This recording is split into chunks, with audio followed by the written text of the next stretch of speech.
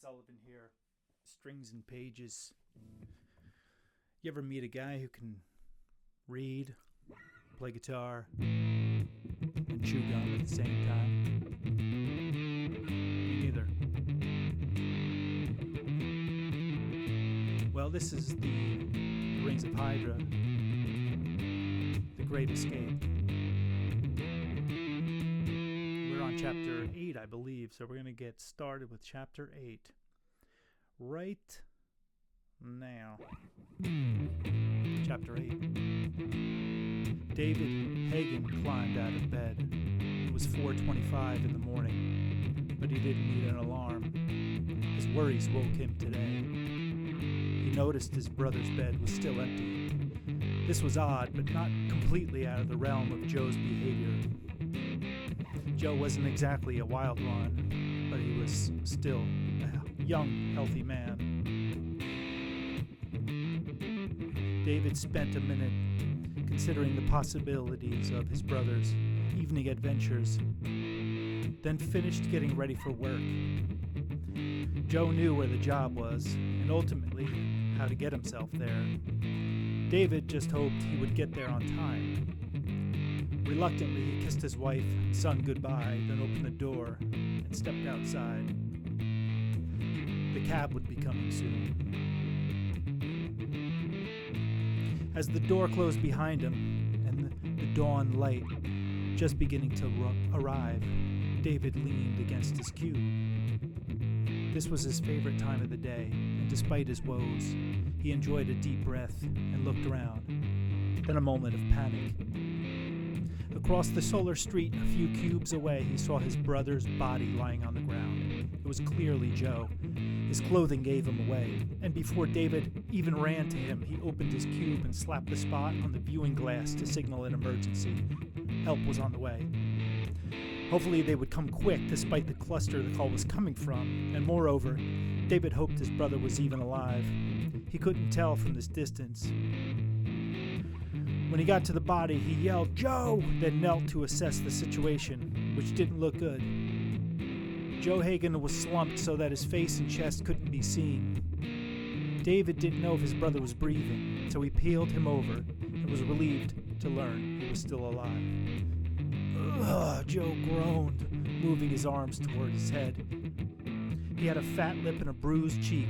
His shirt was torn, and there were cuts about his face. "David," he growled, recognizing his brother. "Why am I laying in the road?" "Wondering the same thing," David said, "but I'm thrilled you're talking to me. What can you tell me? Can you remember anything about last night?" Joe slowly took stock of himself. One thing that struck David as strange was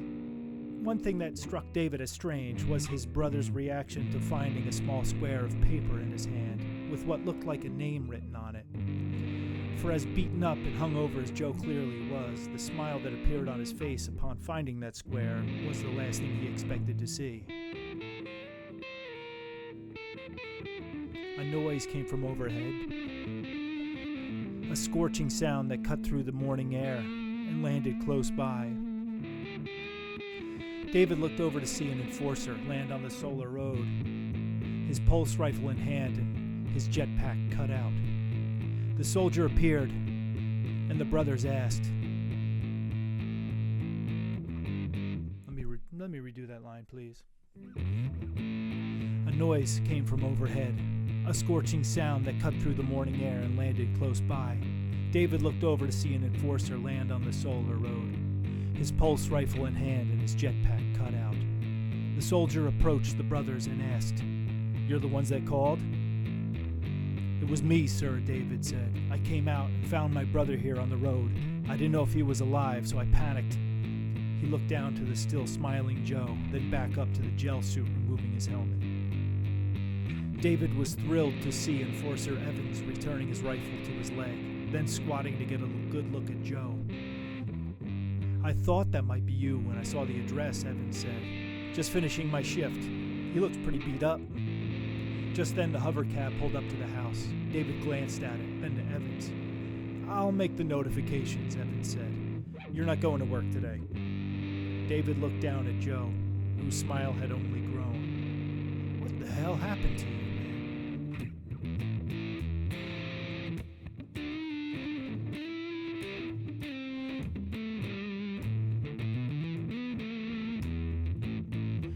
Evans had the hovercab repurposed for the day. Its new mission? Take David and Joe wherever they needed to go. It was a gift, as was their first destination, the medical unit. The Hagens were sent right to the Capital District's main medical unit to receive the attention Joe needed. But this wasn't the slummy version. No.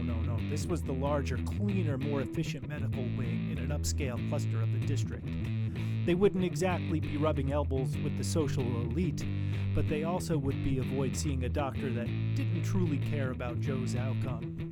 This was all because of Evans, whom David thought more highly of about the mile. Joe was in his glory, which struck his brother as very strange. I want them to examine your head, David said, half joking. What the hell's gotten into you, man? You're bleeding and bruised, yet you seem drugged. That's it, you've been drugged. Joe brushed it off. Stop, he said. I'm totally fine. Could have gone to work today, even. Oh, yeah, David said. That would have gone over great. I can see the boss now. You think you can show up to my job looking like dead? S-H-I-T? In the lock with you. You worry too much, Joe said. David scratched his head.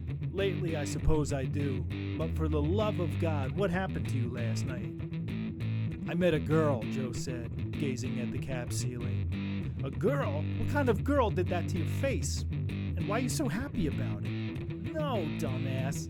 She didn't do this to me. The other guys at the bar followed me out and did this. I was tired and on cloud 9, so they got the jump on me. David took a pause. Oh, I see. Does this girl have a name? Joe held up the paper he'd been holding and smelling all morning. David squinted to see it. Jen, he said.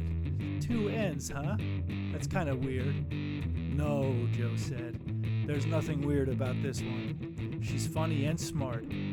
Her laugh pulled me in like a warp beam. And she's drop-dead gorgeous. David took a breath. He knew his brother was all right. Maybe even better than he was yesterday. Sure, he needed a few stitches. Maybe a scan just to be sure. But he knew Joe well enough to tell that he was not only physically okay, but he was happier than he could ever remember being. In all the time the brothers had spent growing up on the second ring, Joe had never seemed so happy. The cab took them to the medical station outside of a cluster known as Alpha 17. This was mainly upper-middle-class hydrants, most of whom were tied to the domain one way or another. They lived in a nice cube, some of which had their own lawns, and even a few with personal hover cars parked out front. The commercial section of town was spacious enough to invite people to walk along. Even the sun seemed milder here as it poked through the soot to say hi. Now this is a place I could get used to, David said. You'll get here one day, Joe said. You deserve it for your family. Then he remembered something about last night. Ever hear about a program, the Build to Own or Build to Home, something like that? Joe asked, rubbing his swollen lip. David looked puzzled. Now I'm thinking your concussion's back. What the hell are you talking about? Something Jen mentioned last night, Joe said. A program where you can build your own cube and live in it? That sounds a little good to be true, David said. Come on, brother. This one's really got you snowed, huh?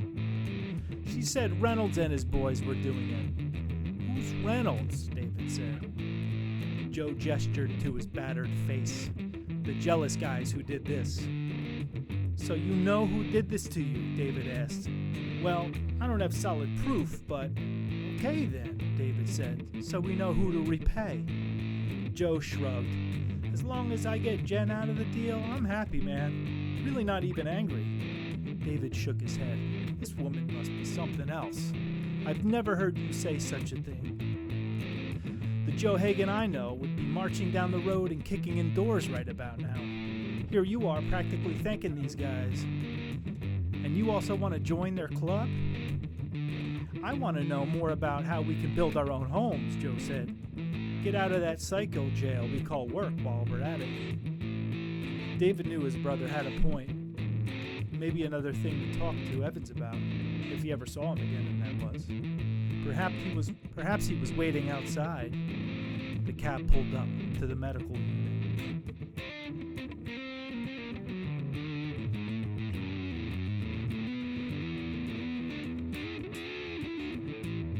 The inside of the medical unit reminded David of how much of a lower-class citizen he was, Class B worker or not. This place was different than what he was used to. This place was nice. The table his brother lay on had not one tear in its soft padding. David watched closely as the imaging machine floated above Joe's body from his head to his toes, the product of which action was projected on the wall in a spot they both could see. "You're okay with him seeing this?" the doctor asked Joe. "He's my brother," Joe said. "I don't care." The doc stared at the large, moving image for a few moments before saying, "I guess that's just as well. There isn't much that we need to discuss. You're as healthy as an ox." "More like an ass," David said from the chair, causing a chuckle. "You've got a good brother there," the doc said. "I can sense it. Your cholesterol is just a tiny bit high, Joe. Other than that, everything looks fine. Despite your nocturnal excursions. Mind if I pry? What happened to you?" Joe was still in his state of gen-induced euphoria. "I met the most amazing woman last night," he said, one eye nearly swollen shut. "She looks like an amazing boxer," the doc said. "That's what I said," David added. "I asked him what happened to his face, and he goes right into love struck." Joe only smiled again. "She's got some protective friends, I guess." The doc helped him from the table. "Okay then. I've sealed what cuts needed and scanned the organs I was concerned about, but you're good to go. Let me give you a note for work. You guys are Class B, so you'll need my sign-off to go back. Or would you like a few days and an analgesic, Joe?" Joe shook his head. "Nah, I'm good to go if you say I am." He stood and made his way to the door. "Thanks for everything, Doc," he said, then exited. David followed his brother to the threshold, but before crossing it, he stopped. "I'll be right out, Joe," he said. "I said I'm fine," Joe said from down the hall. "It's my body anyway. Come on." "It's not about you," David said. Joe took the hint. "Oh, okay. See you outside then." David now turned to the doctor, who was wiping down the exam table for his next patient. "Hey, Doc," he said. "I've got something else for you." "Do you?" the doc asked. He came face to face with David, as if he sensed his persona changing from comical to concerned. The doctor stuck his hands into his lab coat pockets and swayed on his shiny heels. "What might that be?" David took his time. This was a touchy subject, but a crucial one. "It's my wife," he said. "She's facing..." The doctor was patient as David searched for the right way to say. "She's dealing with the SD." It was a slang way for David to put it, and he wasn't even sure why he'd said it like this. It didn't matter. The doc knew just what he meant. And he wasn't about to correct a man who had just told him that his wife was dying. "We've got a son, about a year old," David added. The doctor took a deep breath.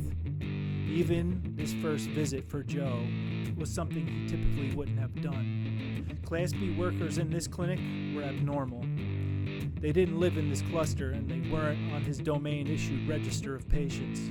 It only happened because a respected enforcer had brought them here, the same one who might even be waiting in the lobby.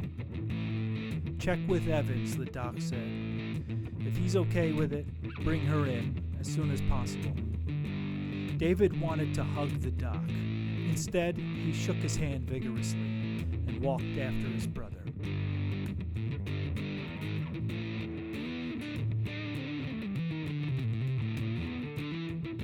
Evans was nowhere to be found when David got outside.